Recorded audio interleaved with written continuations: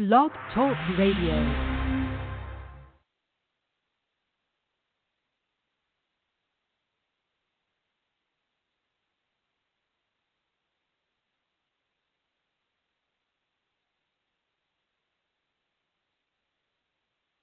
Chrism, you can't be heard. You need to log in on your phone.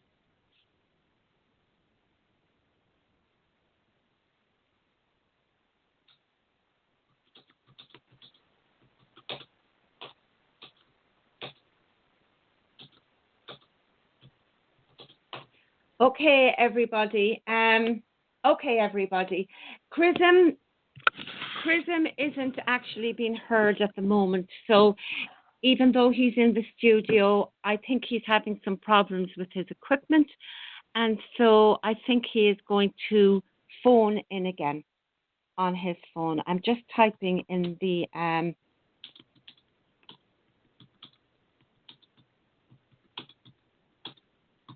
Okay, can everybody in the chat room who's there, Atlantic Seeker and Guest 434 and 440, can you hear me? If you can hear me, please type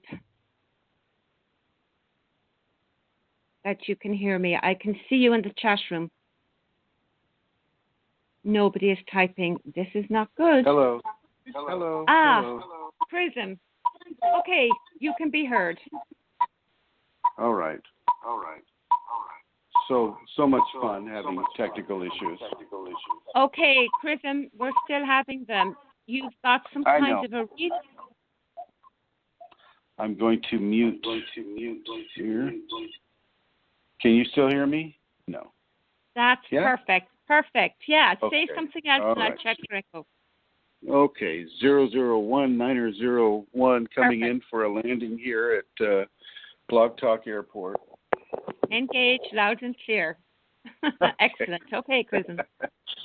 Well, I did my oming already, but I'll try it again. Here we go.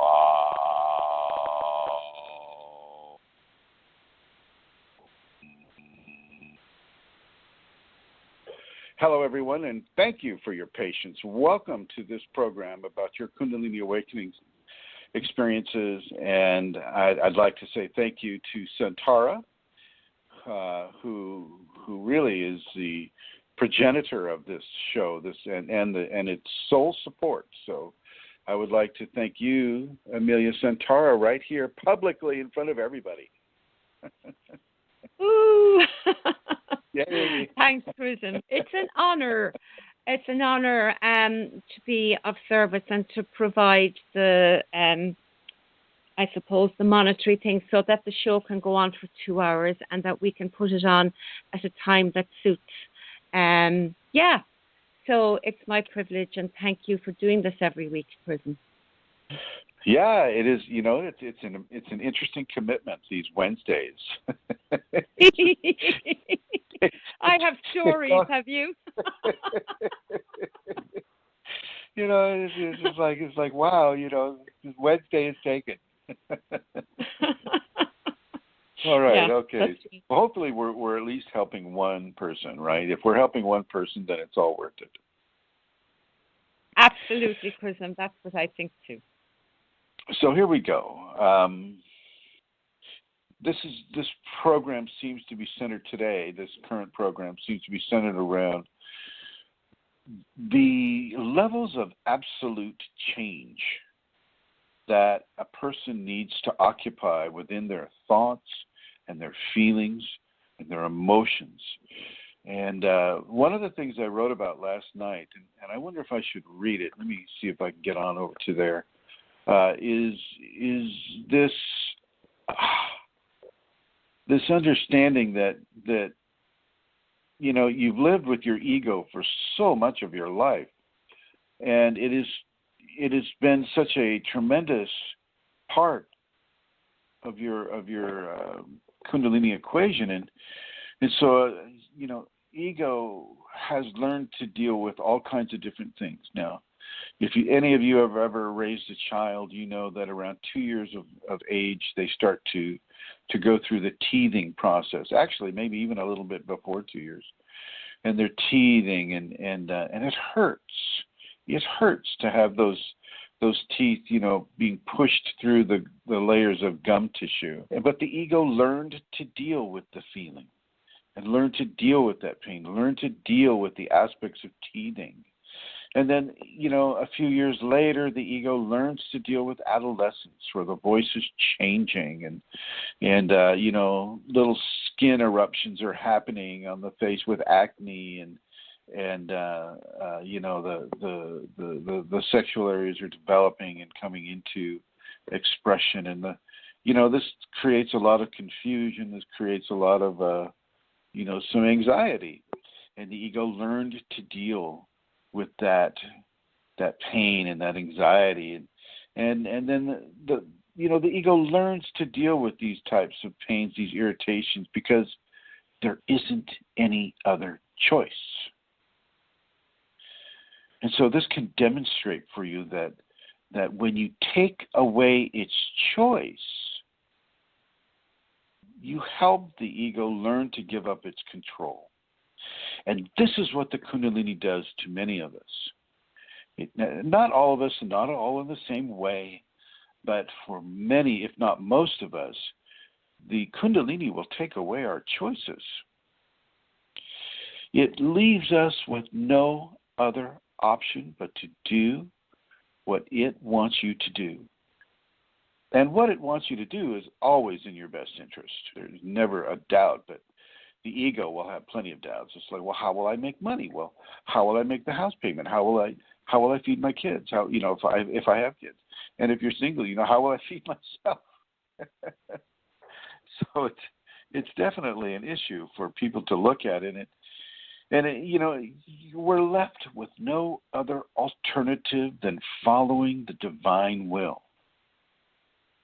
And a purist would say, well, how hard can that be? Of course we follow the divine will. But in this context, the divine will is like such a radical changeover.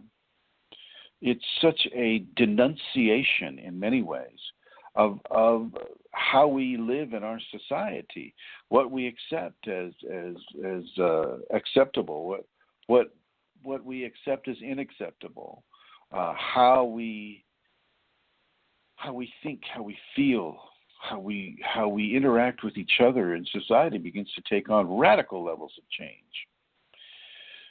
Because we are being changed. We are being transformed into divine flesh, divine humanity. The objectives of divinity take over control of the objectives of humanity, because we've had our whole life as humanity. And now we're being infused and we're being guided and we're being schooled and we're being taught what it is to have the infusions of divinity as humanity. And the reverse as well, humanity as divinity, and what levels of responsibility that incurs, and what levels of choice that incurs, or lack of choice. And so, it will fly in the face of all that you've known or expected or thought was possible in the living of your life. So it goes against the scientific method. It goes against psychoanalysis. It goes against these very, very young techniques and equations of how to figure out life in the world of the mundane, and we're catapulted, literally thrown into the arms of grace, which is so vast and so amazingly unending, that takes levels of transformation by the divine within you, that force of the Kundalini, to allow you to even begin to form any kind of a basis and an understanding of what is occurring. And so, the divine will, it can be the most difficult education that anyone could imagine, but it can be the most profoundly loving and accepting and healing and helpful. And as I said before, it'll fly in the face of all that you've known, expected, or thought was possible. and it can contradict every level of accepted societal behavior you have ever known or experienced or expressed yourself. So it can force you to face these extreme levels of fear and anger and pain and confusion. And it can also begin to introduce you into levels of love and bliss and completion and the understanding that yes, this is the goal, the evolutionary goal of humanity. We are all to come into this, not all at the same time, but eventually, for those who are interested in completion of the human experience, we will all enter into the Kundalini and enter into the divine folds of engagement. But as you enter into that divine fold of engagement, it can force you to face the extreme levels of fear and anger and pain and confusion and greed and corruption and beauty and joy and helpfulness and healing, love. It can force you to face these extreme levels and to really begin to detoxify them away from the negative and further into the positive. And let's be clear, we're not trying to distance ourselves from negativity, from the negative. You can't have that flow of electricity. Not that Kundalini is anything like electricity, but energetically, you have to have the positive and the negative connected. And so we honor the negative. It's just not the evil, corrupted negative that we honor. We honor the ground, the earth, which forms as a negative pole for us. And we honor the positive pole as well.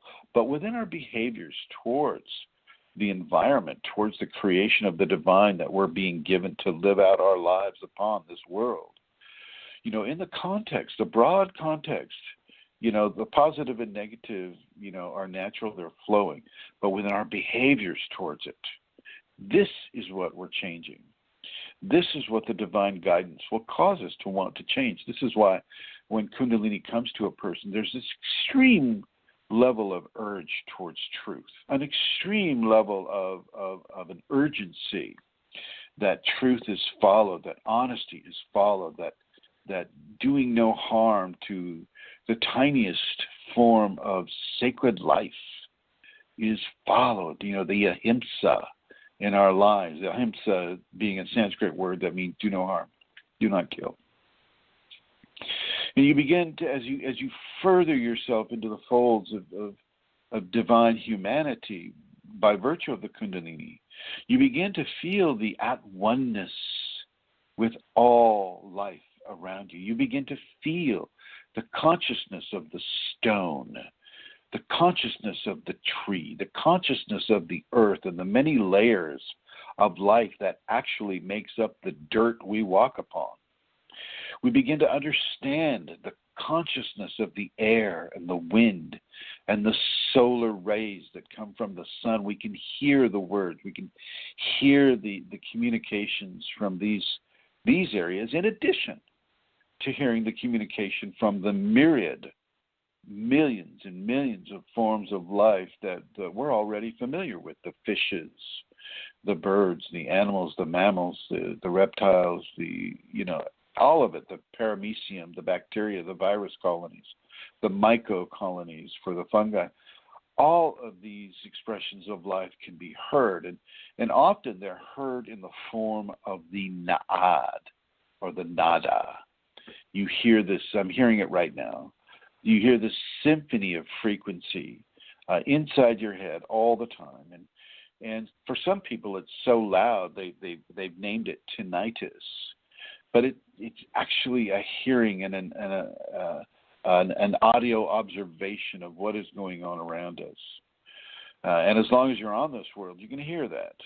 And then even if you go off this world, let's say you're traveling to Mars or somewhere, you're still going to hear the frequencies of life, because the frequencies of life are not limited by range of distance. They're not limited these ways. The frequencies of life go straight into the divine continuum. And so, like the divine continuum, they can onward wherever you are in the multiverse. Okay. And so it's very important for people to understand these levels of change that are occurring and to embrace them. You've got to be open to being led by your trust. And if your trust isn't so strong, then you're going to be given some of the challenges that will increase your trust to make it stronger. And literally, we only grow strong through stress. It's very similar to how we grow muscles in our body. As you do your push-ups or you do your pull-ups, you're tearing microscopic muscle fiber. You're tearing it. And you're tearing it to invite another layer of cellular division to fill in those tears. And as you do that over time, this is what builds those muscles. This is what makes those cuts, those muscular indentations upon our body. And those come through certain levels of pain. As we know, as anybody who's worked out, and it's like you come from that workout, you go, oh man, I am so sore. Well, that's because all those muscles have been torn and they're being replaced and filled in with new muscle tissue. And so as you allow yourself to be led by your trust, and you allow the challenges and you accept those challenges from the Kundalini, that makes that trust even a much stronger bond of compliance towards the divinity within you. And then you grow stronger with it, and you're able to accept stronger levels of stress in order to develop stronger levels of love, which will develop into levels of adoration and levels of extreme, the extreme poles of trust are developed. And so your ego is also going to have to be stressed in order to give up its illusion of control. And this is also what is done, because the ego, if you look at it from a lazy man's perspective, you don't want to get up and go and work out. You don't want to get up and do these things because you know it's going to hurt. And the ego just is not so into being hurt. It's just like, I'm just so not into that. And yet the Kundalini will force you to do certain things, whether or not you're into it. Like Kriyas. Kriyas are a great example of that. You're forced into this strange pretzel-like yoga position that you've never, been interested in taking yoga. You've never done it, but there you are. You're on your living room floor, twisted up in some sort of a pretzel shape and being held there by a force beyond your recognition. And the more you try to move out of it, the more pain you get. And the less you try to move out of it, the more complacent you get.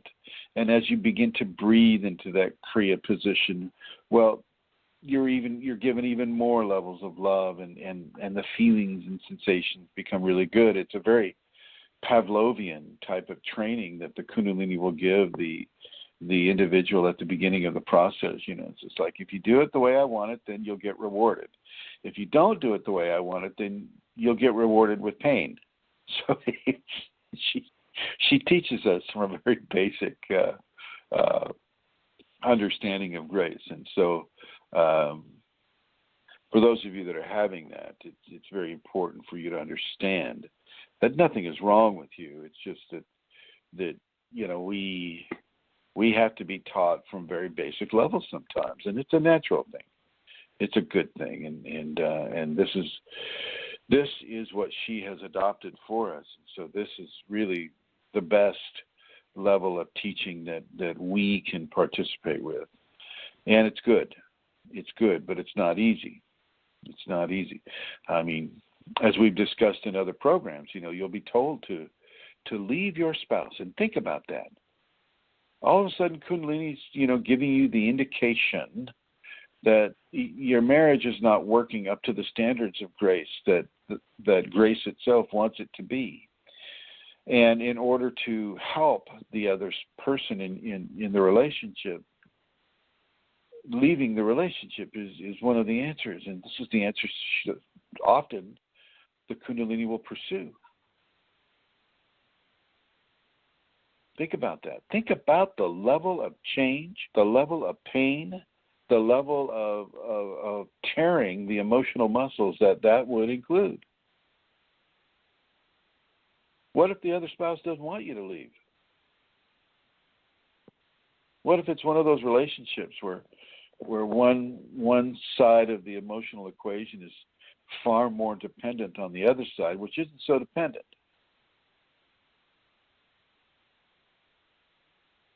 See what I'm saying?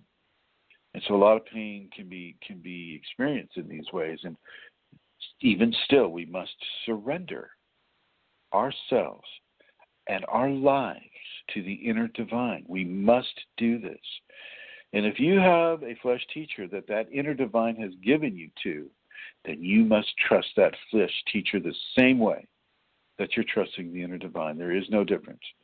Well, I guess the difference is that you're hearing it from the flesh teacher into your audio channels, and you're seeing, and you can touch, and you can feel, and you can interact in a very normal 5 cents behind the veil way with the flesh teacher. But still, even the flesh teacher is controlled completely by the Kundalini. So we must really begin to change our behaviors. As you come into the Kundalini, your emotional body is going to convulse. And as the Kundalini makes the changes in your emotional arrangements that you have, it will convulse even harder. You'll have a lot of tears. Feel a lot of tears during your meditation. You'll have a lot of crying during your devotion. And you'll be crying and crying and crying for a long time. But if you have a job, all of a sudden those tears will stop and you'll go to work. But you'll come back, or you'll go on your lunch break, you'll cry some more, you go home, you'll cry some more, and more and more and more until the next day. I mean, there's a lot of residue from corporeal existence that needs to be cleared out from the body. And this is really a kind of a level of emptying the glass, so to speak. I mean, I wrote about this last night, and I'll read it. It's called Wide-Eyed Kundalini. And if you come to the Kundalini Awakening exclamation group, it's printed there. And basically what is said is this, is as you are awaiting the filling from the waters of grace, take the time to really empty the glass.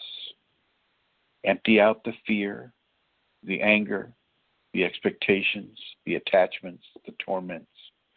Cleanse and scour the sides of the container to allow for a wide-eyed wonder of the waterfall of consciousness leaving your body. And what I mean by cleanse and scour the sides of the container is like, if you've been abused in your life, then you've got to forgive. You've got to balance the equation, whether or not the other person knows that you're doing it. It's not about them. It's about you. You've got to cleanse any kind of need or desire for giving back in a revengeful way, the treatment that you were giving, or responding to that person in a way that has been changed because of the experience that you had with that person. You can't change your behaviors. They still must come from total honesty and total giving of yourself. The difficult teachings that we receive from the Kundalini, they are supposed to be difficult. They're supposed to drive you in a certain direction, in a certain pattern of responses. And the pattern of responses that you are not to allow yourself to be driven into are those patterns that cause you to resist in any given way. And if you've been given a teacher, be it a boss or a spouse or a boyfriend, girlfriend, or like a scholastic teacher or any kind of a teacher who's been abusive to you or acted inappropriately with you, you are not allowed to harbor the anger. You understand? And if the Kundalini continues to force you to have contact with that person, you are to be completely submissive to the teachings that that person is giving you. Now, I had to do this. It was hard. I have to admit it. It was hard. But what happens is she begins to give you insights into why this is occurring and why it's important for you to have this. At least she did for me. Okay. I was caught up in a Kundalini-induced behavioral maelstrom. It was a hurricane of negativity and abuse and really difficult situations that I had to forgive on the spot, that I had to tolerate on the spot, that I had to show my levels of grace and gratitude for the abuse that was occurring upon me and to me, for the levels of Kundalini evolution that it was causing. You see, you're not allowed to be abused within the Kundalini context just for the fun of it. The divine doesn't sit up there laughing and go, "Oh, look at Chrism. Oh, my God, he's hating that so much." Divinity doesn't do that.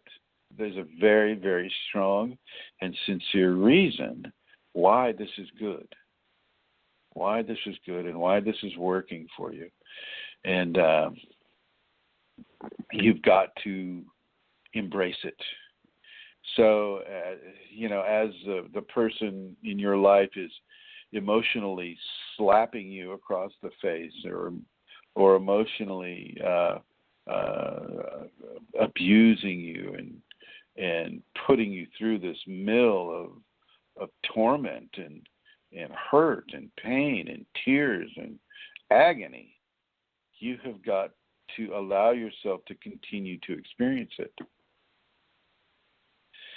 Because the Kundalini will take you out of it if and when she is ready to do that. And if she is not ready to do that, she wants you to stay within it. The bottom line here, folks. She's in charge. She gets to make these choices that you no longer are allowed to make.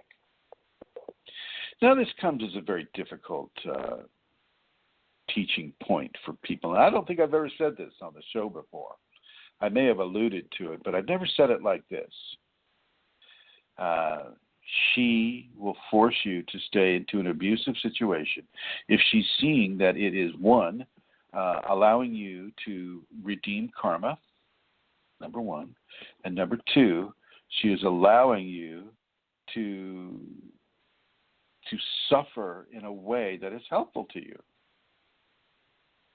Now, Michelle, speaking on the chat room, she says, I have been going through this for the past 2 weeks.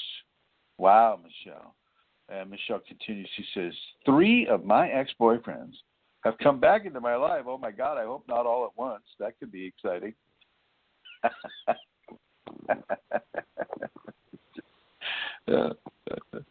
I found it humorous anyway. So, yeah, and if they, she said, yeah, she says all at once. Well, blessings to you, Michelle, and chicken salad out of chicken, you know what? So, so there are definite things that your Kundalini and Michelle, we both know you've got the Kundalini and she's got you. And so as she brings these men back into your life, I think she's giving you opportunities for forgiveness, opportunities to make it right.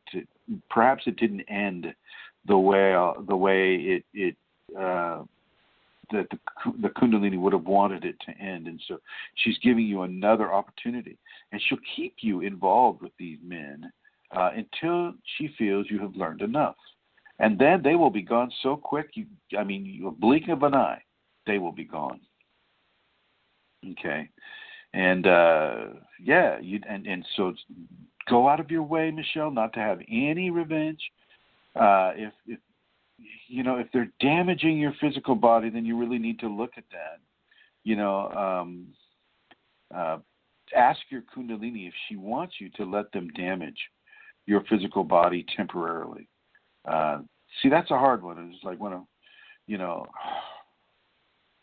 especially when you're dealing with boyfriends or girlfriends, because the idea of such intimate levels of abuse comes into being like opening yourself to be raped by the boyfriend or emotionally raped by the boyfriend or girlfriend.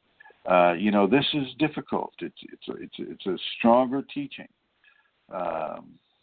But once again, the Kundalini permeates all the 5 bodies of expression, even the sexual expression. And so if that is the way she's teaching you, then of course you're going to have to surrender to that. And Michelle says, holding back anger is hard and lots of forgiveness. Oh my gosh. She also says that 2 have left now. I guess so that leaves 1 now. And so, yeah, Michelle, welcome. Welcome to the Star Chamber. And you might ask, well, what is a star chamber? A star chamber is like a gravity well in the astronomical terms. This is at least what I'm being given right now. It's like a gravity well, and it's where an energetic expansion is met by gravitational forces that constrict it. It's like how maybe a neutron star is formed, or a black star, or I forget what the other terms would be, but as it expands outward and the gravity well pushes it inwards, tremendous levels of pressure and stress are placed upon that star in the middle of, in its formation, and that is what's happening to you, Michelle. And that's what happens to all of us within certain levels of Kundalini expansion. Expansion of its grace within us by eliminating any of the resistances that we form within us against that expansion. And what might, you might ask yourself, well, what would go against the expansion of grace within us? Well, that would be the fear of loss and the want of need, or the want of gain. You're afraid of losing something. You say, oh God, I'm not going to go outside. I might get hit by a car. I'd lose my life. And so instead of living your life, you live a life of fear, of refusing to risk yourself in any way, shape, or form, and that goes against the Kundalini. Or want of gain. You're like so greedy to gain something. And this happens a lot with people that are searching for Kundalini. They want the Kundalini so much. Well, why do you want the Kundalini, my friend? Well, I want to have those powers. I want to have power.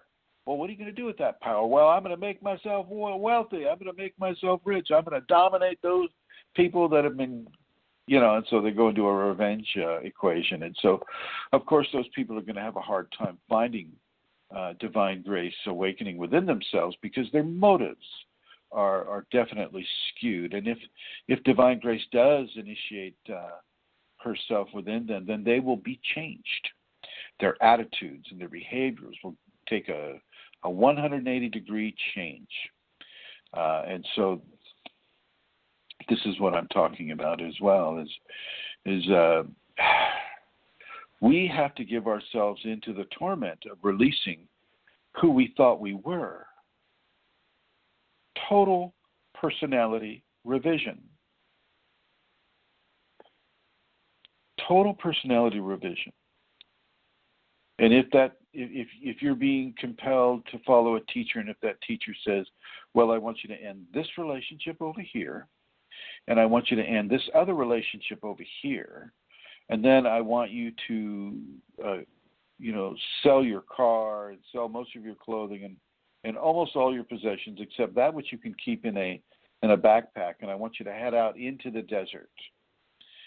And and I want you to learn how to start a fire with wood, and I want you to learn how to make a solar still in order to get water, and I want you to learn how to collect dew on a cloth and to fill a barrel with the water that you're collecting from dew from the plants and the leaves and the trees, and to fill that cistern with water so that you can have something to drink. Then you must do these things, ladies and gentlemen. You must do these things. If that teacher says, now you walk naked into the desert, then you walk naked into the desert. That's what you do. But it doesn't mean you die. It just means your idea of living life is radically changed, and that you must obey this level of change in your life. And that's a gargantuous change. It's like living a life of suburbia, and where you've got your cell phone, you've got your iPad, you've got your laptop computer, you've got your desktop computer, running your life from the computer, and you've got your nice new car. We'll make it red because Shakti is red, and you've got your appointments that you make in suburbia. You've got to, I've got to go to the gym at 8, and after the gym I've got a business appointment at 9:30, and after the business appointment I have a tea time with my friend from Juneau, Alaska. I'm just throwing that out there. And after tea time, well, then I've got to go back to work, and I've got to do my work until 1 o'clock, and then I'll take a late lunch from 1 to 2, and then from 2 to 6, I'm going to continue my work, and then when I get home, I'll donate 10 minutes of my time to meditation and my practice. So this is the you know what? And people, there are people that are living by that calendar. All of a sudden, Kundalini comes along and says, "Okay, get rid of everything and go naked into the desert. Obey." What are you going to do? What are you going to do? And I'm going to ask you, Centaura, what are you going to do? I'm going to go naked into the desert, Chrism. I'm going to. Sometimes I wish, anyway. I'm going to obey. I'm going to do my best to obey. Good. And this is exactly what you should do. I mean, there's, and the question arises, well, okay, I'm going naked into the desert. How do I survive? And what do you do with that question, Centaura? You trust, Chrism. You trust. That's exactly right. Because the next thing you know, there's some guy is going to pull up in a limousine. He's going to see you naked walking there in the desert. He's going to say, oh, my God, this is exactly like the movie I was planning on making. And you're going to star in it. And there you go. You never know. Well, yeah. You never know. You never know what's going to happen as you're walking naked in the desert. Yeah. Now, I've been into the area of Death Valley. I don't know if I took you there, Centaur, but I've been in the area of Death Valley, and I've been on the Panamint, Panamint. And if you ever look on Google, you look up Panamint, you'll understand what I'm talking about. It's just like tremendously huge, dry lake bed, and I've taken students out onto the Panamint, and I've had them. I said, go, you're going to walk into the desert naked. And, beautiful women, and they just start walking naked into the desert, and they're allowed to go for a long, long, long ways. Sometimes in the middle of the night, and I don't know if you know how black dark it gets in the desert. And you've got scorpions and snakes and giant beetles and sun spiders and cactus, all of this stuff. Not so much on the Panamint. The Panamint is extraordinarily flat and cracked and level, and you don't run into it. You won't run into a cactus. Okay, you might run into a critter or two. You might, if you're of a size that is attractive to, a pack of coyotes, they may take an interest in you as a food source. But the Shakti will take care of that. She'll distract them away from you. But I have done as I speak, and I've had other people follow my instructions as a teacher, and force them to go naked in the darkest of night into the Panamint, disappear. And I've had them do it blindfolded. So even if they could see something, they wouldn't see it. And they're just wandering aimlessly without the benefit of even a night vision in this wild, totally flat desert area. And what does that develop, Centaur? What does that develop when a person is doing that? Well, it develops trust, Chrism, and it also develops it develops a lot of things. One of the things it develops actually is sight. You begin to see. You begin to see through your third eye. Yeah, you do. You sent me. I'm kind of interested in doing that again with some students. I think I'm going to set that up. Going out there. And yeah, well, you didn't. You used to threaten me with that. When no. we used to travel close to it, you'd say, "This is what we're doing." But we never did it, and possibly because. No, with what I gave for you was to have you buried in the desert up to your neck, and then just driving away and leaving you there. I think that's what it was. that was it. That was it. Yes. That was it. There was a couple. There was also the leaving and the walking. But we never did. But when and I wasn't that afraid of it because we had done a lot of you had done so there weren't any critters and that could eat me in Kerry, but one of the things you had me do over and over was walk into the woods at night and take during off everything. During a powerful storm, yeah. Storm. Take off everything and then walk in a direction, meander away from where I had left the pile of clothes with a blindfold, and then put that on and find my way back. Do you remember? And that didn't I have you crawling? Didn't I? Weren't you also crawling on your hands and knees and all of that? Yes. With the blindfold on? Yes, I was. And then I stopped hanging into trees after a while. Listen up, Michelle. I just kind of give you an FYI. Michelle, he's not joking. Although we're not going to have you doing that in the outback. You don't get to do that in the outback. There's too many critters out there. Go ahead, Amelia. Yeah, but yes. So it develops a lot of things, Chrism. The obedience to the teacher is a reflection and an absolutely real obedience to the Kundalini. And, obedience is a surrender, really. You're surrendering to the Kundalini. And then also the trust, because when you give these things, it is, it's kind of a bit nerve-wracking, because there are various dangerous things out there, like big holes in the bog and things like that. And so, yeah, you definitely develop trust. And then as really and truly begin to develop sight, I stopped banging into trees, I just knew they were there. I didn't have to put my hand out anymore and feel them, you'd have directed me to not do that, and then and you begin to see and sense, and the whole experience becomes it becomes a movement, it becomes prayer, it becomes devotion, it becomes so much is going on, when you're doing that form of activity.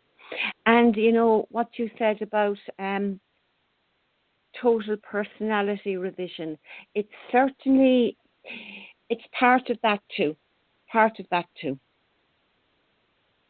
Because your personality responses that you would typically have, say, in that scenario, aren't allowed. You're not allowed to have them. And so you begin to also see in yourself those aspects that the Kundalini wants changed and wants you to refine and wants you to leave behind. So there's so much going on, Chrism, within a Kundalini context when you're given an instruction like that, It's and you amazing. follow through in it. Yeah, it is amazing. I mean, I'd recommend it. No, really and truly, I feel blessed that I had that experience. I know people think that's probably weird, but it's not. It is one of the blessings that I've received by having you as my teacher. Tell them, really. Tell the audience what you and your husband did just a few days ago. Oh, not that. Well, the audience. The other thing. No. The audience knows, I think, for the most part, that you give for me to do, these things, and going swimming in the sea and that naked, and you would give me various instructions with regard to staying underwater, how many repetitions, mantra, this sort of thing. And I've often done that, and I've had, it's been quite incredible, really. But recently, John had a dream, and I'm not going to go into the dream, but John had a dream, and he doesn't typically dream, and he doesn't remember them. And this dream was very Kundalini. I mean, as he began to tell me, I was amazed at how Kundalini it was. And anyway, long story short, Chrism said to me, and I was allowed to tell Chrism about this, John said. So I told Chrism, and Chrism said, Amelia, he was giving for me to go down and do follow his instruction in the sea, and invited John to come with me, and suggested that I ask John and that I say to John that Chrism wasn't an instruction for John, because John isn't Chrism's student, but he was inviting John to come with me and suggesting that he did. And we did. I said it to John, and John and John's not a water person. He's not a water person, right? He is so not a water person, no, absolutely not. Would have a fear of water, has got better over the years, but no, he is not a water person, and he's not an underwater person. And yet, when you gave the instruction for him to just go under for the count of 3, he did, and he said himself the words Kundalini, Kundalini, Kundalini. And he had a very profound experience of doing that and of following the instruction, the suggestion. We're not going to call it an instruction, the suggestion that came from the invitation. Yes, the invitation. Thanks, Chrism, because it was an invitation. And this is in broad daylight.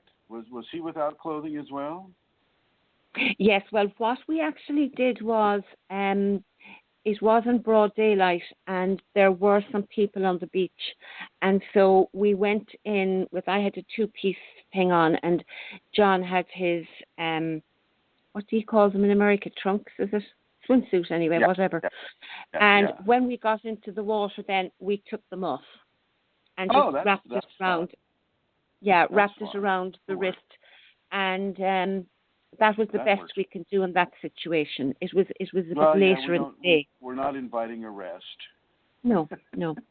But I have to say, for people, even to do that, to swim naked in the sea, you really can't swim ever again with a swimsuit, because you're so connected to the ocean and nature. It is. That of itself is something that can open change and open you going further with instructions and invitations. And John found that as well. So it was very positive, Chrism, very positive. And I haven't spoken to you since, but he wanted to say thank you. Oh, well, indeed. And he is more than welcome. And typically... when you're, say, I'll just change the environment, but when you're out on the Panamint in Death Valley, sometimes I'll have your hands tied behind your back, and then you're left to wander for, days and days. Kidding.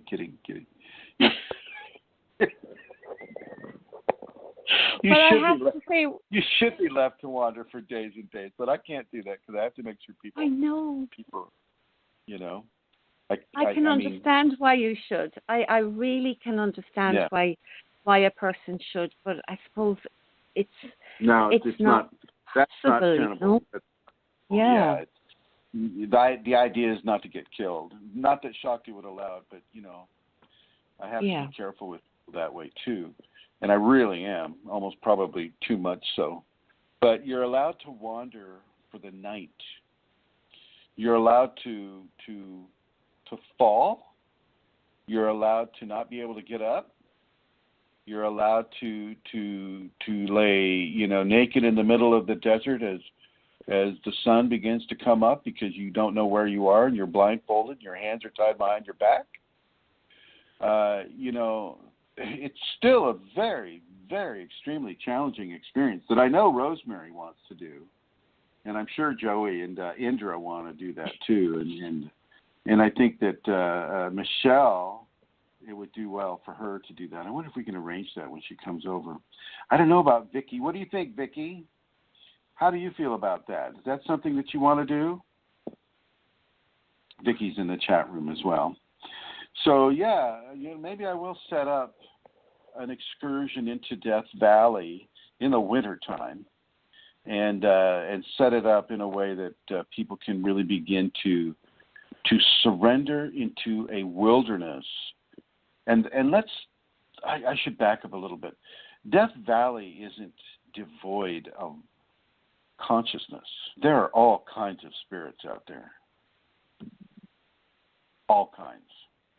From many different civilizations. Death Valley is basically a dried up lake called, I believe it's called Manly Lake, Manly Lake. And it goes back to the Pleistocene era. And just like some of the other tremendously large lakes, like Lake Bonneville and another really, really huge lake in Nevada that I can't remember the name of, but Pyramid Lake is the last remnant of it. And it used to go for literally thousands and thousands and thousands of square miles. Death Valley, this dry lake bed, the Native Americans have been here for a very long time. And so have other alien cultures, visited this world in some of these areas as well. And so there is consciousness to go around. And so with your hands tied behind your back and a blindfold on your face, you are left with no other option except the feeling of the wind upon your body, and the wind does blow, and the feeling of the sand or the clay beneath your feet as you walk. Because, once again, you're not allowed to use your hands unless you lay down on your back and you touch the hand that way. And then, of course, you're going to be getting back up on your feet again. So you'll touch it with your torso and you may just want to roll around in the sand or the hard packed soil and just get a feel of it. And this attacks our levels of cleanliness, our idea of cleanliness. It's like, what do you mean I'm going to roll around in the dirt? Are you kidding me? Because we live in such a sterile society where every day you got to go in and you got to use these harsh detergents on your skin in order to rip off all that oil and possibly a dust particle and wash that hair. So, we over cleanse ourselves in many ways. And when I have you out in the Panamint, I won't let you take a shower. And you will, anybody that's actually interested in doing this, you are under my control. You're very obedient to the commands that are given to you from the Kundalini in me. And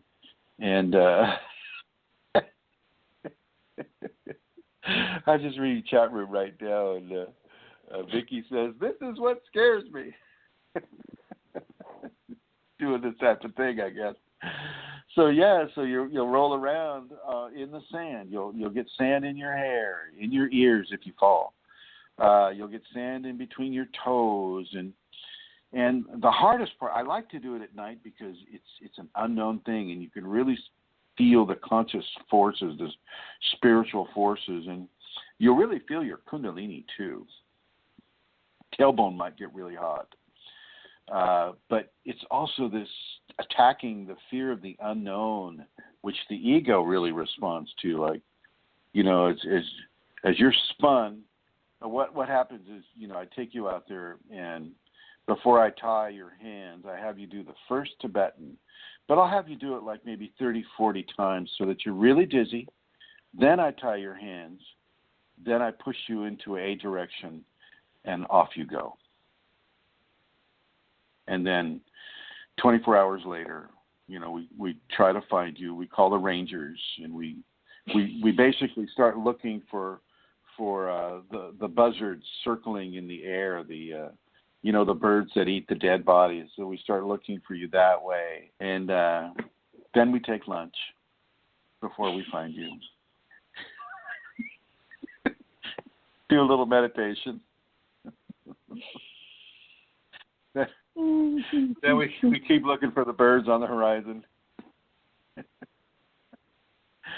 And then we casually stroll out and find you. And we shoo away the birds that are going for your eyes and tongue and things like that. Hey, how was it?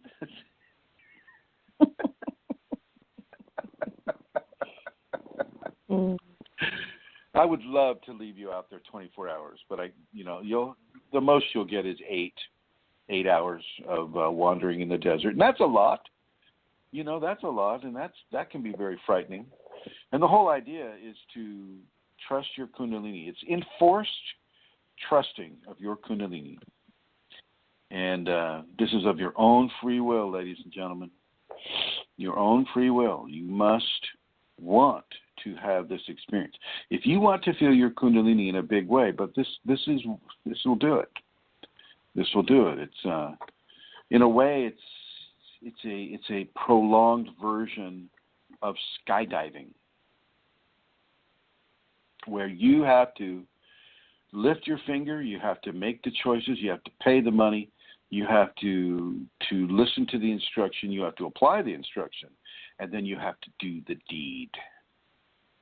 You have to jump backwards out of an airplane at 16,000 feet and fall. And you have to fall in a very specific position. And you have to check your altimeter, and you have to check your ripcord, and then you have to check your horizon, and then check your altimeter, check your ripcord, check your horizon, all the way down to 10,000 feet. And then you have to pull your ripcord. And then, if you're lucky enough to have your chute open up, then you have to do visual checkpoints every 1,000 feet to steer your way towards, you don't want to land in a power line or anything like that, right? You don't want to land in the, in the wall of a barn or somebody's home. So that's not a good thing. You don't want to land on the freeway. So you, or the motorway, as the Europeans call it. And so, there are steps that you have to do as you're doing it. And when you're naked in the Panamint with your hands tied behind your back, you don't get any instruction except what she gives you.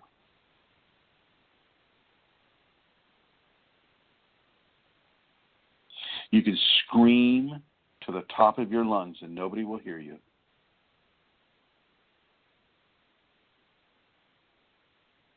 You can run, and you'll just keep running for miles and miles and miles. And this is what it's like. This is what we're doing. It's not as easy as it sounds. Not that it sounds easy, but it's just not as easy as it's kind of scary. It can be really scary. The last time I did this, I was with two beautiful, beautiful women. And, of course, the more beautiful the woman, the more they feel they have cause to hide that beauty, which is so weird to me. But, and so we set up the tent on the edge of the Panamint. brought the car up close, which is kind of illegal, but I brought the car up close. And it was a rented car, rented Yaris. And the wind was amazing. God, it was blowing so strong. And it was blowing so strong we really even couldn't have a fire.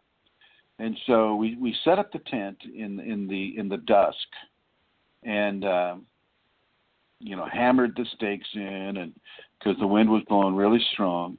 And then when it came into the middle of the night, you're surrounded by a mountain range there. So even though you can have starlight, the mountain ranges make you the first 30 to 40 degrees of visual sight black. It's just, and they're big mountains and they're a long ways away, but they're enough to really occlude your visuals. And at night, it just turns into this black vision. You can't see anything with your physical eyes, which makes it perfect for what we're doing. And, I told him, I said, I want you to just wander away. Wander away. Let the wind push you. Let your Kundalini guide you. I did not tie their hands. I probably should have, but I didn't because, I have to feel what's appropriate for individuals. And they did that, and they were out for hours. I had to go looking for one of them, and I found her, and I guided her back to the tent, and they had amazing experiences from this. A lot of bonding, very bonding experiences too.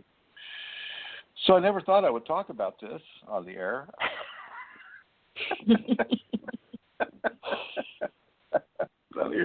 So here we are. And I think I will set follow that. I would set that up. I would do another Panamint excursion, and we'd all meet, say, in Lone Pine, or you'd have to fly into Los Angeles, and then I don't know which is closer, Los Angeles or Las Vegas. I don't know, maybe Vegas. Vegas might be the closer thing. But you'd have to get yourself out there. We would say meet at a certain place. There's this weird, strange little city that's dead now, but it's right next to the Panamint. It's this place where they used to mine ore, and it's just like this lost little town that you have to kind of drive through to get to it. Kind of weird. This is also where Charles Manson and his family were out. They were out there in Death Valley somewhere. I don't know the exact place, but they were out in the middle of nowhere doing those bad things. And so think about that too. I mean, what caused them to do that? Well, I have to say a lot of LSD and a crazy man attracted a lot of negative entities. The LSD opened up those men and women to total possession. And as they were possessed, they created those terrible, terrible crimes. And this would not be the case with anybody working with me out there. Not at all. Not even close. So you don't need to worry about that at all. All you need to really consider is the communication with your Kundalini. The main thing. The trust, the obedience, and the actions based upon trust and obedience. That's the main thing. And Vicky Vaughn says, she says, well, I did think about Manson when you brought up that area. No. The Manson family would have done any of that anywhere they were. They just chose Death Valley because it was so secluded that they wouldn't run into law enforcement that maybe would have stopped them from overindulging in these areas. So yeah. Looks like Amelia has logged out. Are you still there, Amelia? No, I'm still here, Chrism. That's weird. It says the KAS1 co-host is logged out. Wonder if that's me or you. Anyway. Is that in the chat room or in the chat room? Oh, that happens sometimes. That's okay. I can log back in. All right. Okay. So anyway, if anybody has any questions about this or any other subject matter regarding the Kundalini, I'd like you to call 347-934-0026.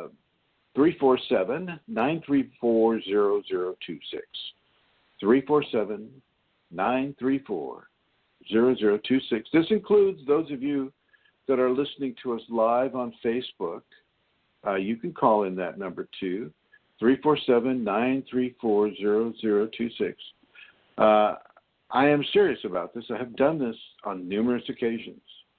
And so just this is not just a joke. I mean, we could actually do this and get down there to down for me, over for most of you, get down into the Panamint area and I can demonstrate for you what that's like and have you demonstrate it for yourself. So once again, if you're interested, send me or send Amelia an email and we'll begin to set something up. Hey, Amelia, is there anywhere in Ireland that is similar that we could tie people's hands behind their back and have them walk unprotected but undamaged? Not an area without trees and trenches and things. No, Chrism. No. Not really. I'm searching. No. No, I didn't. Yeah. No, definitely not. No. I mean, even if we were to go into the flatlands, grass, there'd be ditches and things. So there would be no place where you could walk for any length of time in any direction, No. You'd be seen. All right. And you'd be seen. Yeah. Well, okay. All right. Now I'm gonna put you in the blue, Centaur, just for a second here. And I'm going to invite Rosemary on board here. And hi, Rosemary. Hello. Hello, Chrism. How are you? I'm good, and I'm translating to the challenge that I find myself in sometimes when this work that we do is not, you say, no control in those deserts and all those things. Well, right. In these situations as well, it's not an ego control, and it's listening, and could even say it better. You observe it, but that's my application of what you're saying. It feels like being lost in the desert. Well, yeah, it can be. I mean, as the ego loses its hold and control over the reality, the conscious mind is left kind of going, well, what now? And now is Kundalini. Now you just trust the force of grace within you, Rosemary, and you let that be the controlling grace. Yeah, and the guidance.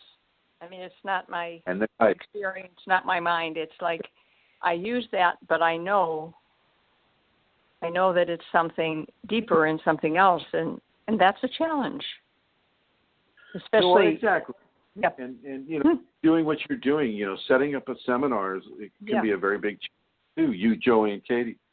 And speaking of seminars, I would like to say with a heavy heart that the seminar in Berlin has been canceled. And so for those of you that are listening that were planning on coming to Berlin, please don't, unless you want to visit Berlin just on its own. The seminar in Berlin has been canceled, and there is no new date for that seminar to be reestablished, although some plans are in the making for another date. But right now, until I have something concrete, that is not going to occur. So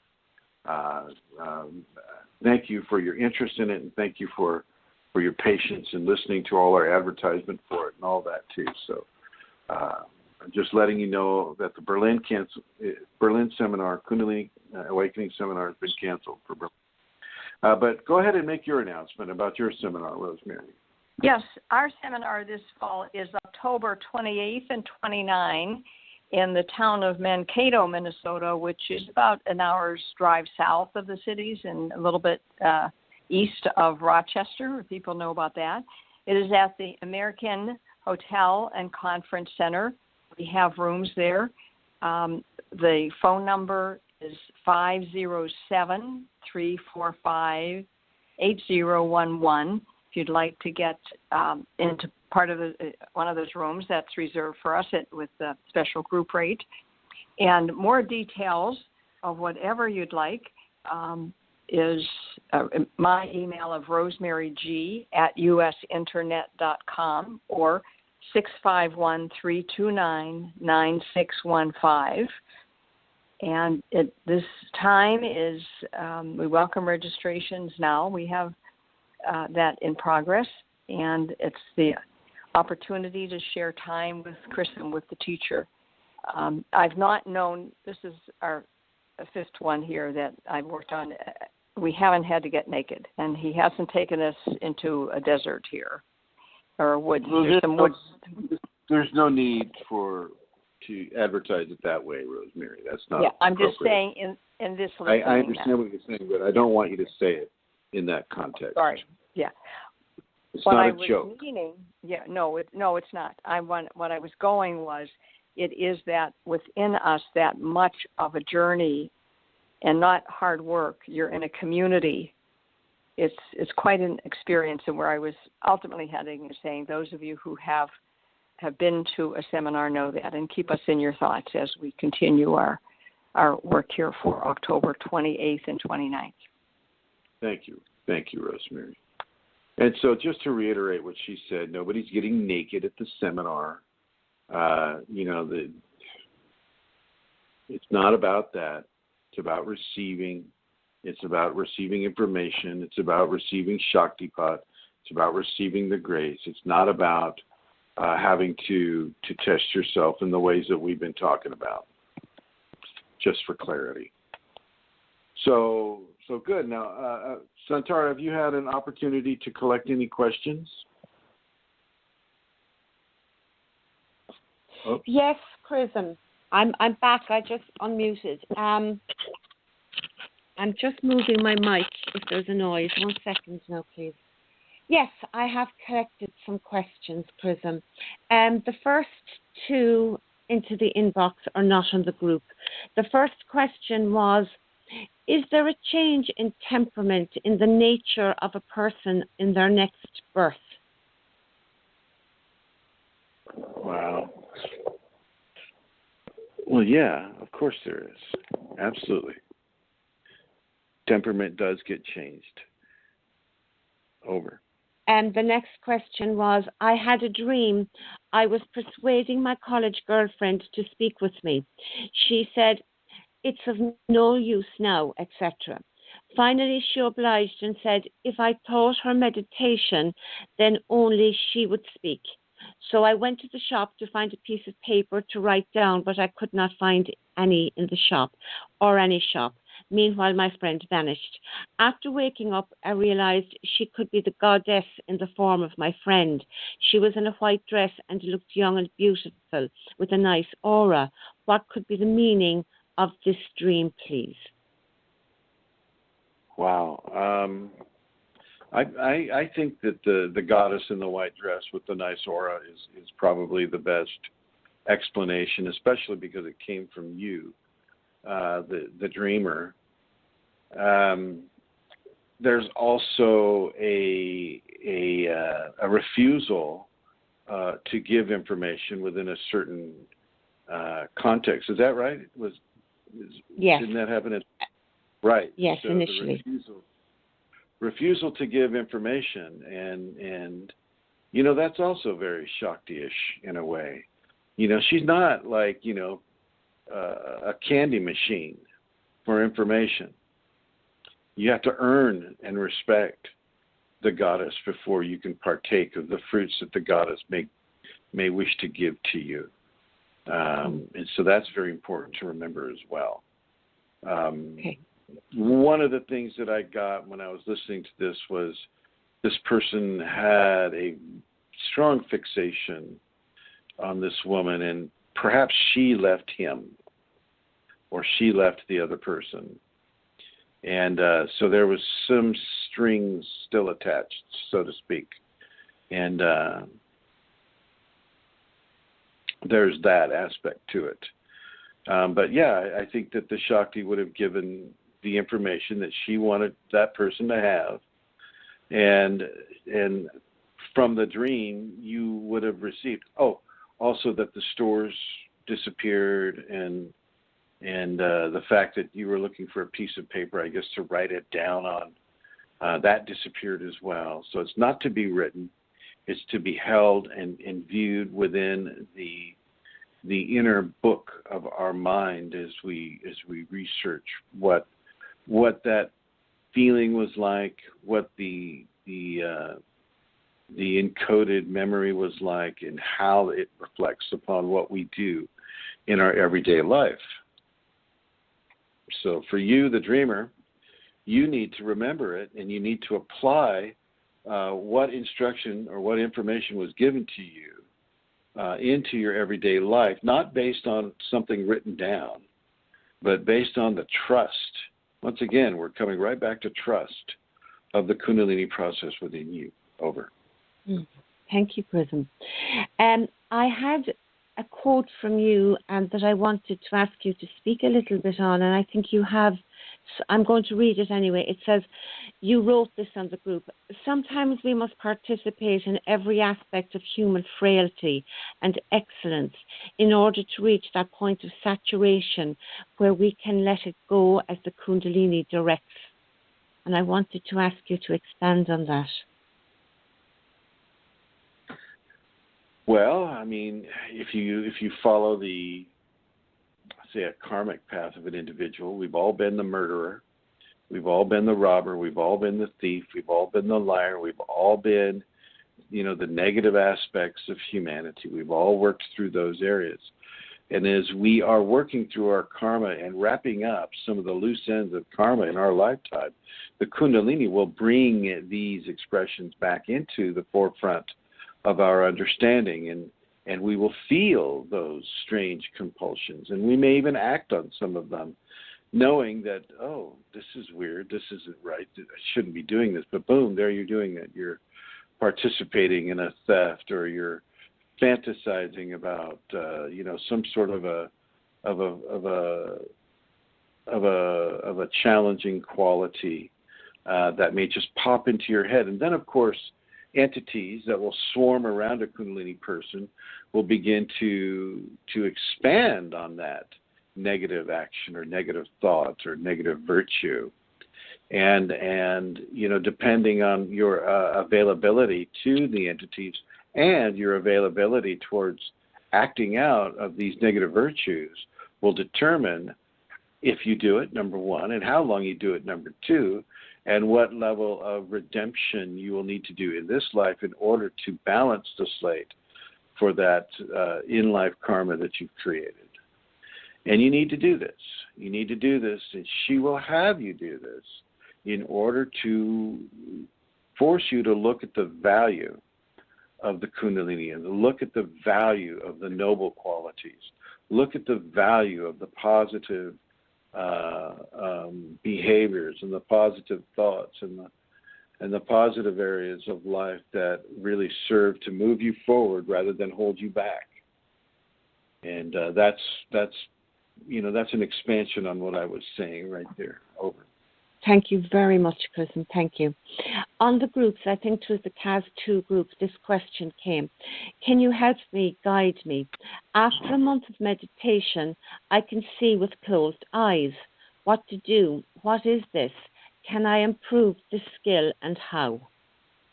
Yeah. You seeing with closed eyes mean you're seeing with other eyes.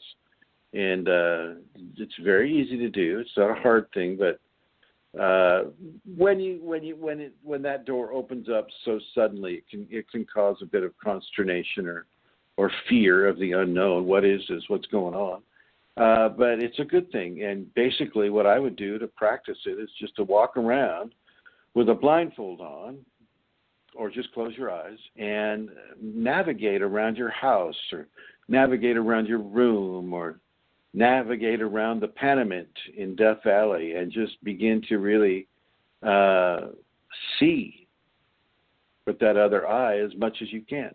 You won't lose vision in your normal physical eyes, but you will gain the ability to visualize and to envision your surroundings from the third eye perspective. Over. Thanks, Chrism. How does it affect one's radiance if meditate with head covered with cloth or wearing a band? I can see some swamis or energy healers wearing something on their heads while in trance. Yeah, that's the whole turban thing and the yarmulke, I believe, for the Jewish people, and some of those nun hats are pretty outrageous. And priests, they have their little beanie on. It's not necessary. It's not necessary to have that. It doesn't enhance it. It doesn't, that's more for even though I understand they've developed a mythology of symbolism around the covering of the head. They have their spiritual reasons for doing it. Kundalini encourages naked and natural. Doesn't there's nothing in Kundalini that says, and thou must go out and purchase a hat to cover the bald spot on your head, Master Chrism. No, Kundalini doesn't care about that. Kundalini doesn't say, oh, you must have your head covered. Because I'll tell you what, if the Kundalini wanted that, then God would have made a covering, a natural covering for the head, like hair. Okay.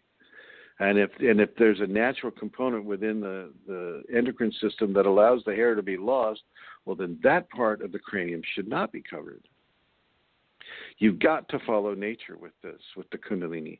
You can't follow the dictates of societal impulses and programs, of whether they're theologically associated or not. Over. And Chrism, the person asked, how does it affect one's radiance? So would it affect your radiance by covering? No, the radiance will just go right through it.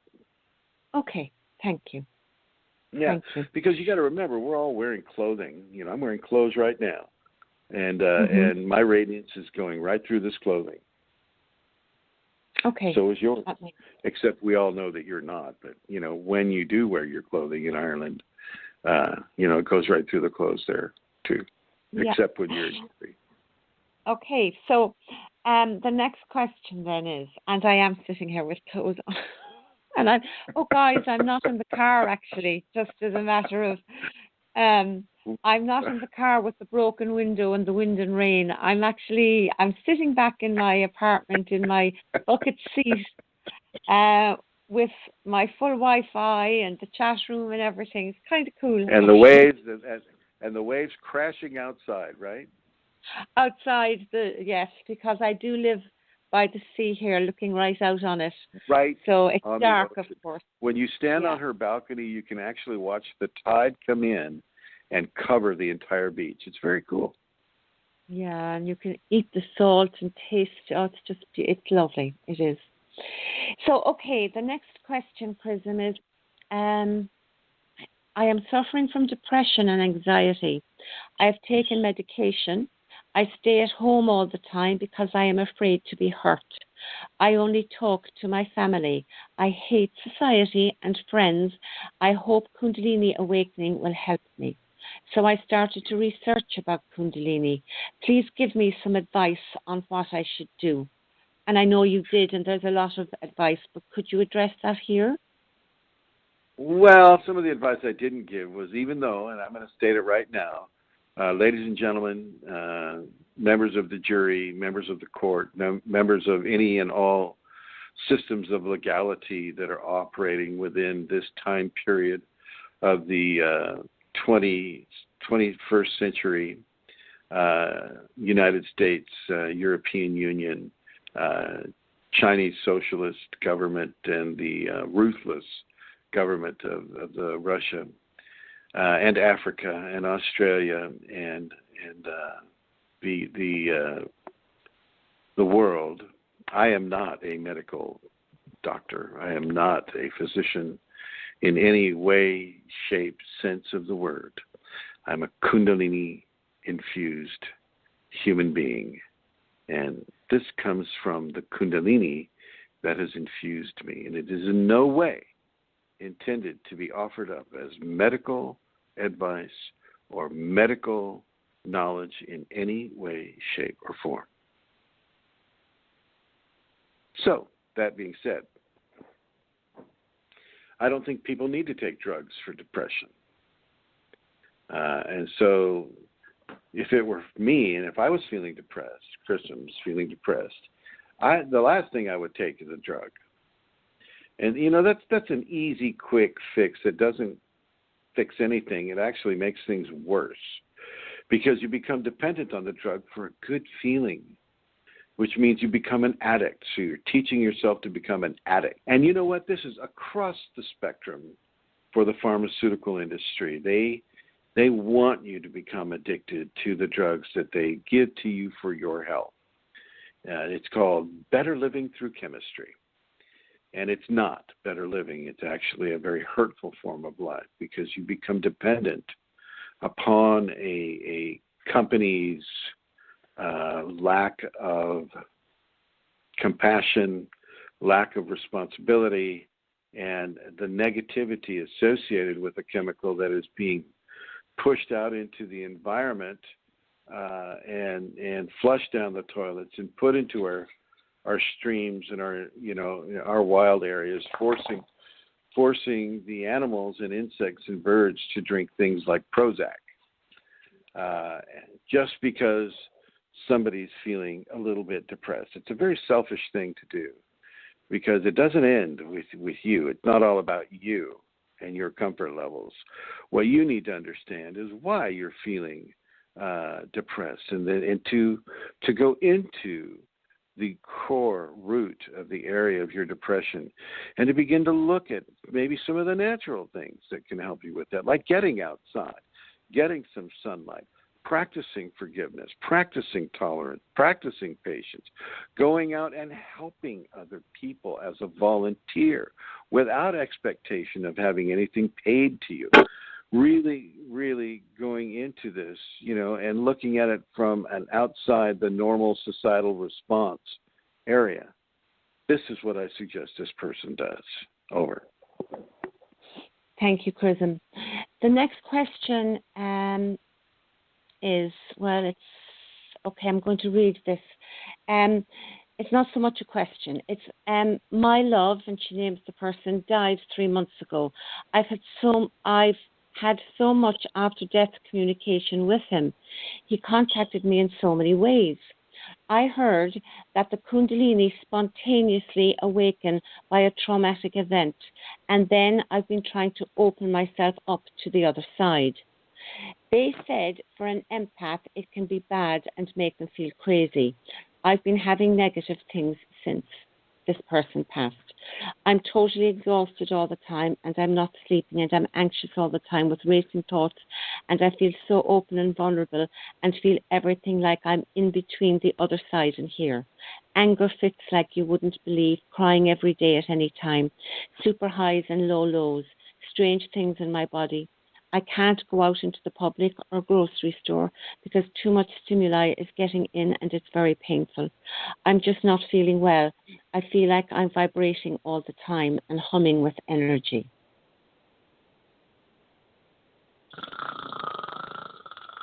Chrism, don't be mean. Oh, I'm just wondering, did I actually leave out a big chunk of that when I copied it? Yes, the whole you did. thing. I'll read the rest of it here. I got it here. Thank you. I'm going over. Thanks. And let's see. I've had so much after the death communication with him. They said for an empath, and she's assuming that we all know she's an empath. They said for an empath it can be bad and make them feel crazy. I've been having negative things since he passed, and I'm totally exhausted all the time, blah, blah, blah.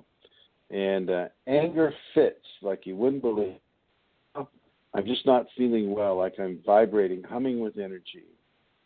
I read all that. Yeah. I know. Well, I didn't leave out any chunk.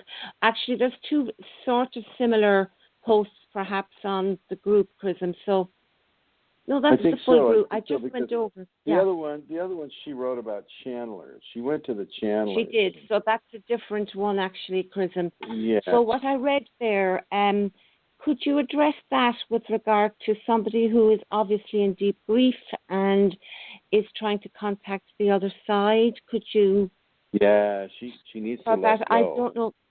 of Yeah. the dead person. He needs to let go of the dead person. You're just hampering their next expression. You're just holding them back to the physical when they've gone beyond the physical. It's kind of like, they have to move on, and your emotional neediness is not allowing them to move on. It doesn't mean you'll never see them again. It's just you're not going to see them while you're living this life. Part of the lesson for the individual is to learn how to get through the grief of losing a person, to get through the trauma of having to think for themselves or to fend for themselves emotionally and otherwise. And grief can be extremely expanded within the Kundalini. It can really, really, really dig down deep into the core of one's being. And so they need to really begin to look out for themselves, but also to help other people. Just because you're an empath, and I know empaths use this all the time. So, oh, I'm such an empath. The energies are so strong, and I just, oh my God, it's just like, oh, please, get over yourself. Okay, a lot of the empaths, they're just doing that because they just want people to know how psychic they are. Oh my God, I'm such an amazing psychic. I just feel everything. Please, spare it. Chrism, I've just gone over, and actually this lady has changed. She is, because you speak about channelers, I'm looking at the comments. So this lady has come in and removed all her comments in her post about channelers. So that's why we were both thrown. Yeah. So this is the lady who at the same time she was. No, because it makes people do that. It makes what people have written totally like. Well, here, I remember it very clearly. She went to see so two channelers, and she's like, I went to see two channelers, and the channelers told me that this can be very hard on empaths, and one of the channeled beings said this and that, and that, oh gosh, you have the Kundalini, and it can be very difficult, and it's just like such a generalized answer. And she went to the guy called, what's his name? Wrote a couple of books. Anyway, some famous channeler person. And it's just like, oh my God, and the whole article's being phrased, or the question's being phrased around the magnificence of these channelers and out there. Oh, so right, and I'm in his channeling school so that I can learn about what they're saying and channeling, and she went on and on about channelers, right? And then I wrote channelers, yes, channelers, and then I had kind of like a neutral face. And then she asked me, what do you mean by yes, channelers? And I said, first of all, I'm sorry for your loss. May your inner grace receive your tears and replace them eventually with understanding and benevolence and happy stability. Regarding channelers, I'm not supportive of possession techniques to receive information from the dead like what channelers do. I don't care how famous they are.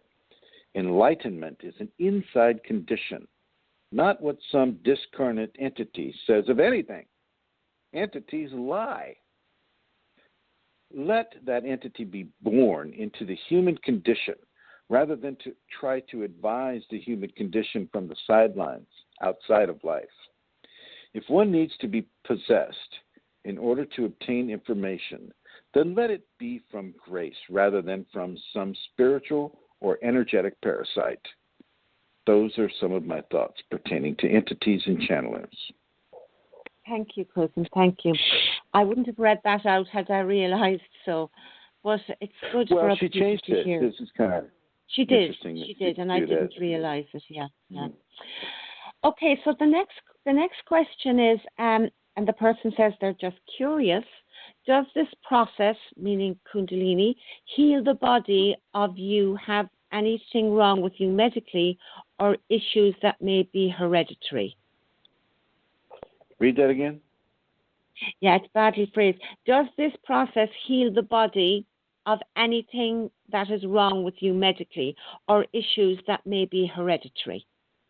Oh yeah, absolutely. Absolutely. It can heal worst things. It can heal spinal bifida. I mean, it can heal AIDS. It can heal. It's an exceptional healing. It's an agent of healing. Seriously.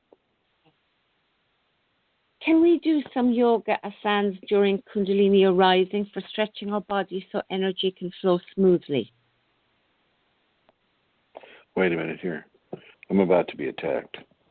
Honey, you have to go down. I'm sorry. No, we're not having a pet session. Get over there. Go ahead, Amelia. I'll read it again. Can we do some yoga asanas during Kundalini arising for stretching our body so the energy can flow smoothly? Well, not if you think that your asanas are actually making the energy flow smoothly. In other words, I don't want the person to get the idea that they're in control of whether or not the energy flows smoothly. If the Kundalini is compelling the person to do yoga, then that's a different story. That's a very good thing. But the Kundalini will flow as smooth as it wants to flow through you, but it will encounter blockages because the ego typically puts up blockages against behaviors or realities that the ego is not comfortable with. And so the ego basically puts its foot down and says, no, I'm not going to do that, or no, I'm not going to believe that. And, that's not because you're not doing enough yoga. That's because the ego is putting up a blockage. And so you can do the yoga if she's compelling you to do the yoga, and you can do that as an action of obedience. But to do it just because you think that you're going to be, in control of your body's response to Kundalini is probably an erroneous attitude. Over. Thanks, Chrism. Why would Kundalini people hear things moving during the night, sounds and bangs and that sort of thing? Because they're tuned into the spiritual world, and the spiritual world will certainly make those sounds and those noises. I hear that stuff all the time. It's no big deal. Pretty soon you filter it out. It's just part of your night. I sleep with the window open, and I can hear footsteps outside the window. I can hear all kinds of different things, and sometimes a real person's there, and I have to chase them away with my machine gun. Kidding, just a joke. Sometimes they're not there, but I notice, like my cat Lasha, who will sleep right next to me, she'll jump up and her ears she'll be tracking the sound, and sometimes she's tracking an entity right over the ceiling. So it's, the bangs and the sounds and the creaks and the chirps and the crackling and the cupboard closing and the silverware jingling. These are all sounds that are intended to distract a person towards fear. But I'll tell you what, the more you hear it, the more boring it gets. And the more boring it gets, the less fearful it gets. Don't let yourself be tricked. Just trust your Kundalini. And trust your grace, really beyond anything else. And things will go well. Thanks, Chrism. You said on the group today, I think it was today, I do not teach a non-dualist platform here. And you spoke, I'm just wondering, could you speak a little bit about, if somebody is very much into the non-dual, that whole philosophy. Sure. Could you speak a bit about that? I'll speak about that, sure. Yeah, there's a whole group of authors and devotees that are they're just so interested in non-dualism, and they developed their own language, and it's a pattern of language and a pattern of logic that they have developed that supports their theories of non-dualism so well and so perfectly that you can't really talk to them about it, because it's they're saying things like, well, even though we're having this conversation, you're not there, and neither am I. You're not there, I'm not here, and we're not here together. And you can say, well, we're definitely here. Well, no, we're not. So basically, you have to believe what they say. It's or you're not, or there's no point in even talking to the person. And so, they really, they formulate this whole reality, and it's a created reality. It's something that they use in order to point everyone in the direction that it's all one, everything is one, there's nothing else. And it's just the way we say that one is and nothing else. And so I don't believe in that. The thing that maybe I would have if I didn't have the Kundalini, and none of these men really do, and it's mostly men. And they'll get up in front of that audience and they'll say, "Oh, because I went to, I watched some of these people, and it's like I'm just kind of going, oh boy, they're just going on. First of all, they don't do any ego work at all, and so they're so full of themselves. That's number one. And so they're really going off of their own publicity, so to speak. And then they're really so full of their knowledge. And it's just like, oh yes, I am so smart. I am just, I'm the best. And of course, you'll all agree with me, right? I hold myself back. I say, you know anything about Kundalini? I don't ask those questions. I just kind of like sit there in the audience. And, they wax and they wane about the non-dualistic aspects of society and how we are all one and everything is one and we're not here because within the oneness, the all is one and the one is all, and there is no separation between people and blah, blah, blah.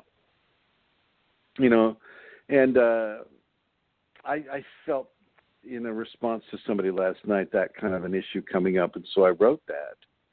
And basically what I'm saying is that the divine has given us the ability to learn what it is to overcome, to change, to transform. There may be a level of oneness in all things that if you feel that the Creator is confined by the limitations of your mental expectations of what your logic wants you to know that makes sense to your ego, then you will conform those thoughts and those presentations to the standards that cause your ego the most comfort. Remember, these people are not doing any ego work at all. And so, the whole all is one non-dualism comes through, and they base it on what's the name of that country? Shaivism from a northern part of India on the Pakistani border. Actually, it's Kashmir Shaivism, and they base it on some of the people that actually do have the Kundalini, and they talk about it. But they expand their own version of it. They enter their ego into it and their design into it, and of course, all fingers point at them, saying, "Yay, you're so smart." And basically, what my Kunalini has taught me is that we've been given the opportunity to evolve, and evolution requires duality. Evolution requires duality, and it requires the two that are one and the one that is two. This is a divine equation. And regardless of whether or not there is both within the equation of the multiverse.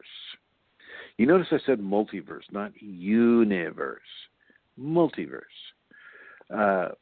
Duality and plurality happening at the same time. Plurality is also a reflection of God and the Creator, just as duality or non-duality is. It's not all one way or the other. It can be both ways at the same time. And this is what these practitioners don't like to hear, because it's got to be their way. It's got to fit within the language of logic that they have persuaded themselves to feel. You know, when I was doing a conference in London a couple of years, he just kept circling back to the same thing, you know, just like, oh, but we're not here, and you're not either, you know, and it's like, please, you know, be a little more creative, something. So, yeah, we are plural, and we are singular at the same time. So we are not non-dual creatures, and we are at the same time. It doesn't have to be one way or the other. And the other thing that I want to really touch base on is the divine mind is so much more complex and has so much more information than the human behind the five senses has the capability to grasp. A divine mind is very smart and extremely unlimited within its expression upon this world. No group of guys who want to dance around saying, everything is one, you know, and expect all the other people to dance around with them, you know, yelling the same thing, is going to change the fact that at least within the perspective of Kundalini, the two that are one and the one that is two is a definable truth within the awakening of grace within the human being. Over.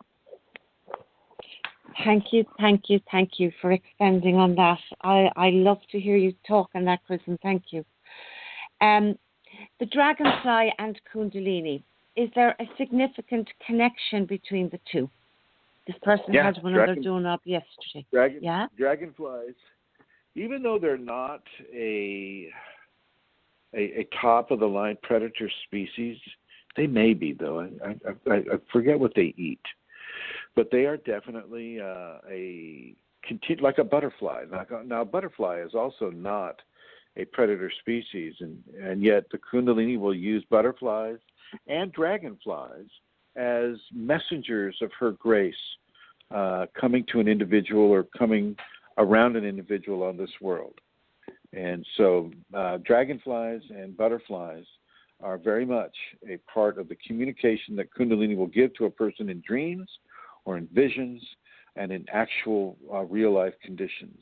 And you'll even notice that some of those little tiny dragonflies have that iridescent blue quality that is so sacred male. Sacred male, and very beautiful. And yes, they are part of the Kundalini continuum. Over. Times we have. We're okay for another question. Sure. Lately, I am making various sounds from my throat and feeling various chords. Today I made sounds using lips and tongue and the hard palate in the mouth. It's beautiful and I'm seeing various visions with that. But I feel there is a lot of mucus blocking my throat, nasal area and chest. It doesn't help when I'm making these sounds and I stop many times. Are there natural remedies to clear the mucus that you can share? I feel my throat is blocked. Thank you. Yeah, I would stop eating yogurt or cheese or drinking milk or partaking of dairy products. Those are very much phlegm producing type of products. That includes butter and cow butter. Look at your diet. Look at what kind of sugars you're eating and the types of things that can develop saliva. Pickles, anything salty will develop saliva too sometimes. And so you can use that. Lemon and ginger can clear it out. And so can horseradish. Can also clear out the sinus membranes. And as the sinus membranes can be cleared out, so can the top portions of the lungs be cleared as well. Lemon tea can work, or just lemon in hot water can work very well to clear that out as well. There's many home remedies for this. This is not an unknown scenario for people to have. So I would try and look that up. Don't take any of the over-the-counter or under-the-counter medicines for that, though. No, you look for the natural thing, as I think you're being predilected to do. So follow that guidance and see what works best for you. Over. Thank you, Chrism.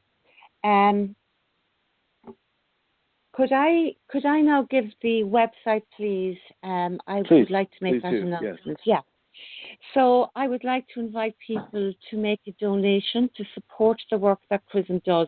It does a huge amount of work for people with Kundalini, you know, not just here. I know some of you tune in here every week, and there are others of you who are reading his teachings on the websites, and these are all given for you and to assist you. And he also does so much more than even that. It's his full-time work, his full-time life of service to Kundalini, devotion to Kundalini, and helping people in their process, in their difficulties. And for this reason, I would ask if people are in a position to support Chrism in this work. You are also supporting all of us and all the people in the future and in the present that are benefiting from this full-time work that he does, and that he does not ask for any fee or any, he does not charge for this, he does freely. So if you're listening to this, and if you're reading the teachings, and if they're assisting you, and you're in a position, I really would ask you to donate. It can be a small donation, it can be a large one if you're in a position to do that. But please don't hold back because you feel your donation is too small. Always look after yourself, but if you're in a position to donate, please do. And I'm going to give you the website to do that. You can go to the Safeties website, www.kundalinisafeties.com. At the end of every page, there's some writing. It says about Chrism, and down at the end, there's a few words that says where you can donate here. I think it says donation. So that's the kundalinisafeties.com, and you can also go to chrism-kundalini.blogspot.com, and there's a button there that says donate on it, and that's also easy to do. So thank you for listening. I haven't made this announcement for a couple of weeks, and I suppose for now I'm making an appeal for donations, please, if you're in a position to do that. And thank you for listening, and that's all for me anyway, Chrism. So see everybody next week, and thank you all very much. And thank you, Amelia, for that announcement, and thank any and all people who have the ability and the generosity to donate as well. It is well used, and that's what I have for this week as well, ladies and gentlemen. Thank you for listening, and I will see you next week on this Kundalini channel at this Kundalini station. And we'll end it like we started it. And here we go.